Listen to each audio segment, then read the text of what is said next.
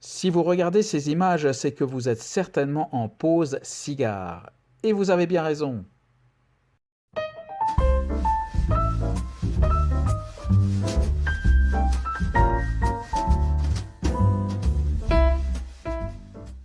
Bonjour et bienvenue. Aujourd'hui, je vous emmène faire un deuxième tour de circuit dans le terroir du Pérou avec l'Inca Roca.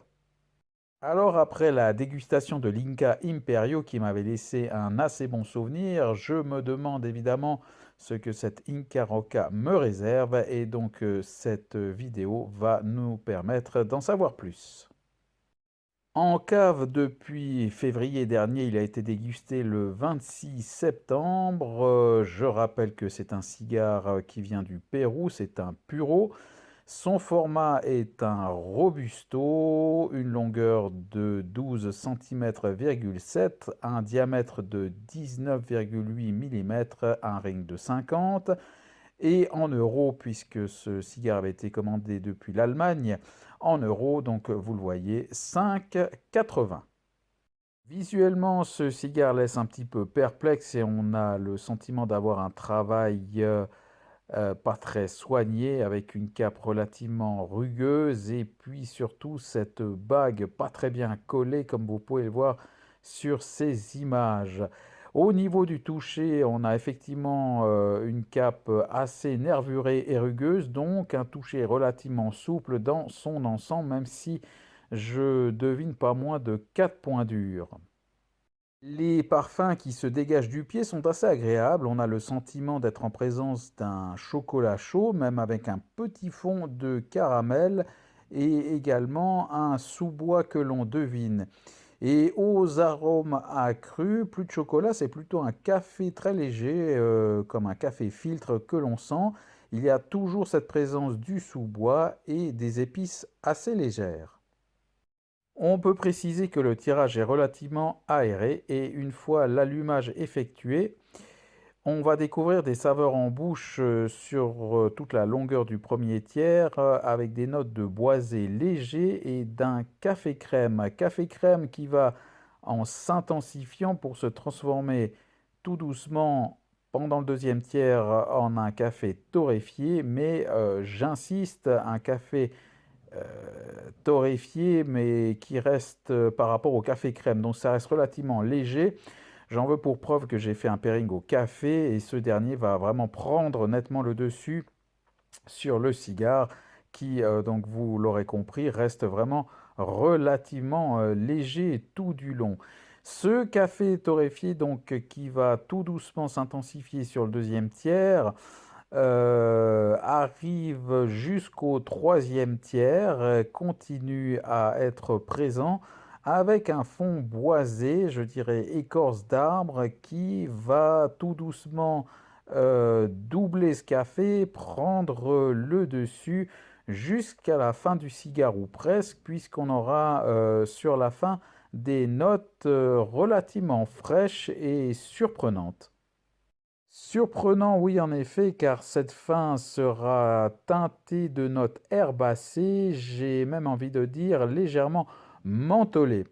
Et donc, si dans l'ensemble la palette aromatique n'est pas exceptionnellement large et longue en bouche, pour le reste, vraiment beaucoup de bons points pour ce cigare dont la rétroolfaction sera majoritairement dominée par un poivre blanc, mais vraiment une dégustation avec une belle fumée blanche et généreuse qui va nous accompagner, une fumée même agréablement bleutée qui sortira du cigare avec un foyer de combustion assez luisant et gras.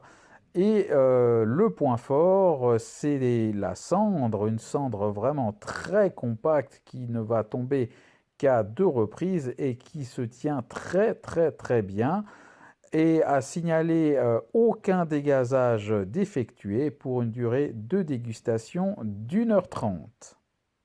On passe aux notes avec 5,8 pour un visuel qui laissait deviner un travail pas très bien soigné, qui me laissait vraiment perplexe hein, avec sa bague pas très bien collée, et puis cette cape qui donnait pas forcément envie, assez rugueuse.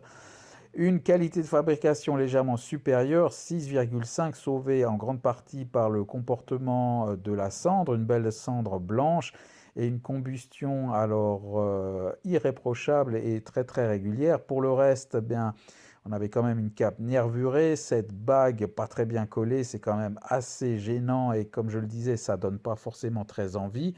Et puis ces 4 points durs que j'avais détectés qui finalement n'ont en rien troublé la combustion. La palette aromatique 6,9 car c'est une palette assez agréable qui ne laisse pas une grande longueur en bouche, mais il y a tout de même une évolution et cette fin surprenante avec des tons herbacés assez intéressante. Et un rapport qualité-prix 7,3, donc pour 5,80 €, un prix quand même relativement raisonnable, on a un bon Robusto. Une note globale de 6,63, donc légèrement supérieure à l'Inca Imperio. Et enfin, l'index de puissance, comme je l'ai répété à plusieurs reprises, donc un cigare vraiment léger, pas de risque de tomber malade. Et comme je l'avais signalé, il n'a nécessité d'ailleurs aucun dégazage, donc 3,8. En conclusion, c'est un cigare que l'on peut sans hésiter faire figurer sur sa liste des vitoles à conseiller pour débutants grâce à sa légèreté. De manière générale, alors un bilan assez contrasté. On a envie de dire, allez-y les gars, continuez, vous pouvez mieux faire.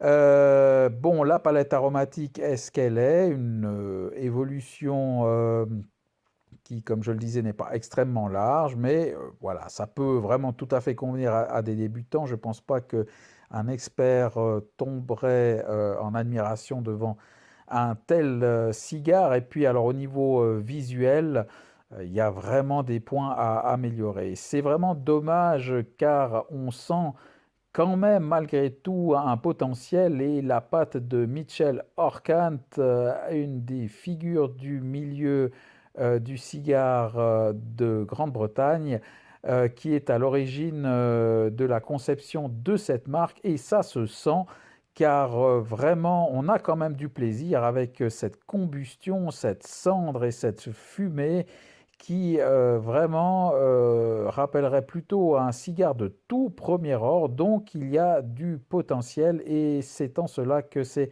assez intéressant. En vous remerciant d'avoir suivi cette vidéo, je vous donne rendez-vous pour une prochaine dégustation et je vous dis à bientôt.